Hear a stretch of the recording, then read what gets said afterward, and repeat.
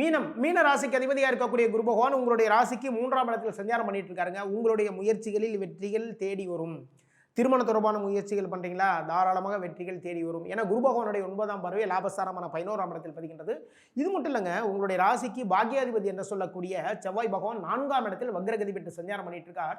மீன ராசிக்காரங்க இந்த டயத்தில் உங்களுடைய சகோதரர்கள்ட்ட வந்து ரொம்ப அனுசரணையாக நடந்துக்கோங்க. இந்த டயத்தில் பார்த்தீங்கன்னா புதுசாக வாகனங்கள் வாங்குறது, புதுசாக வந்து ஒரு லேண்ட் வாங்குறது, வீடு வாங்குறது, இது எல்லாத்தையுமே வந்து ரொம்ப தவிர்த்துடுங்க. எதனால் அப்படின்னா அந்த விஷயத்தில் போய் பணத்தை போட்டு கொஞ்சம் இழப்புகள் சந்திக்க வேண்டிய சூழ்நிலைகள் உங்களை தேடிக்கொண்டு வரும். செவ்வாய் பகவானுடைய பாக்யாதிபதி செவ்வாய் பகவானுடைய பார்வைகள் வந்து 7ஆம் இடத்திலும் 10ஆம் இடத்திலும் லாபஸ்தானமான 11ஆம் இடத்திலும் பதிக்கின்றது. இது மிக மிக சிறப்பு.